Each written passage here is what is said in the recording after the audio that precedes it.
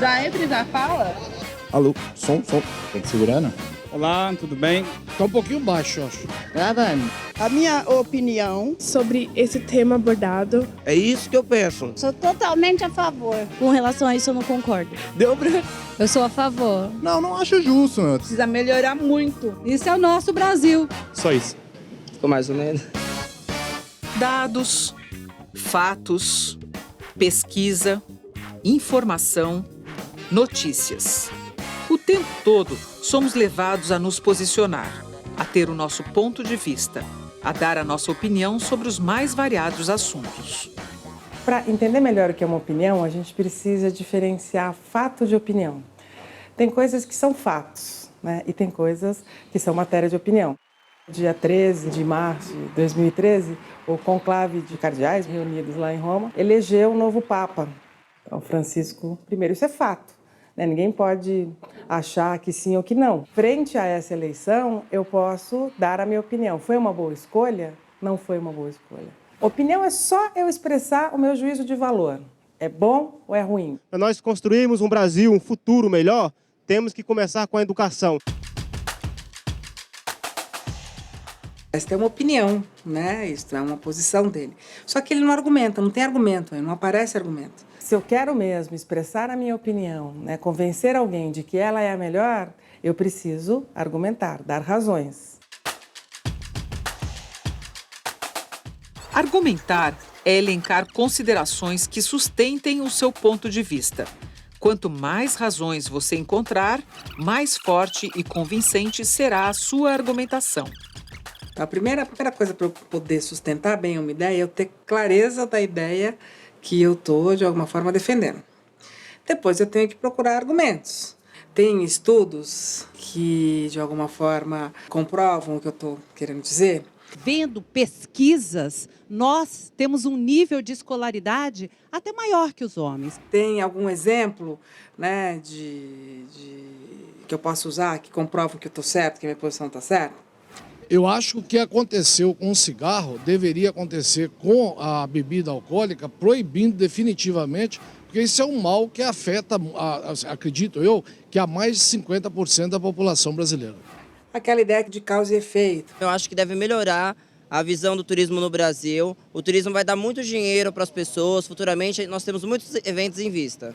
Tudo isso pode ajudar a construir uma boa argumentação. Deve estimular a andar de bicicleta porque é exercício cardiovascular, exercício de resistência, além de agilizar o processo de ir e vir, de repente contribui com o meio ambiente. Ele usa alguns argumentos bem consistentes, né, bem racionais. São 3 ordens de argumento bastante convincentes. Faz bem para a saúde, facilita o trânsito e faz bem ao meio ambiente.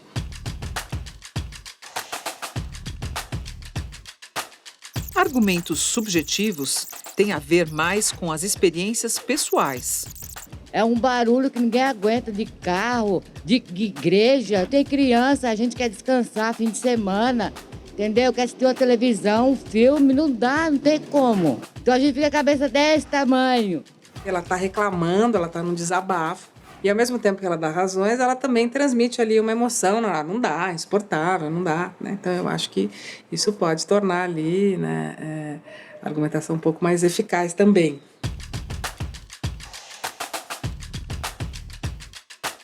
Já argumentos racionais estão relacionados a exercícios de lógica e racionalidade. As firmas que são faladas aqui, tem aqui no Brasil, que 5% delas têm que dar oportunidade para ex-presidiário, não dão oportunidade. Eu queria saber o porquê. Isso é um argumento bastante forte, né? Uma lei que não está sendo cumprida. Argumento racional. Quando há diferentes pontos de vista sobre uma mesma questão, estamos diante de um assunto polêmico, como a pena de morte no Brasil.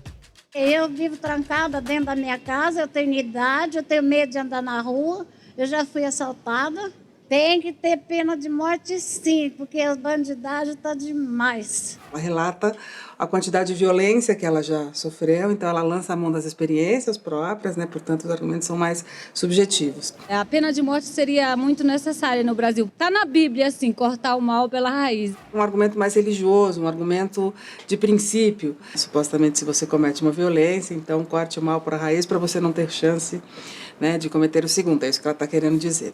Quando se pensa na pena de morte, você está pensando no problema. E eu acredito que devemos combater isso antes que chegue no problema, a causa. Ele usa um argumento de causa muito interessante. Quer dizer, é preciso evitar o crime e não aumentar a punição do crime. É isso que está por trás do argumento dele. Quem é você para dar o direito de uma pessoa deve morrer ou não? Porque, no caso, você tirando a vida de uma pessoa que tirou a vida de outra, você vai estar agindo da mesma forma que ela. Usar o seguinte argumento. Quando você submete alguém à pena de morte, você está fazendo, na verdade, quase que cometendo o mesmo crime. Muitas vezes essa pena de morte pode ceifar a vida de um inocente ou alguém que não foi julgado devidamente, que não teve as condições que muita gente tem.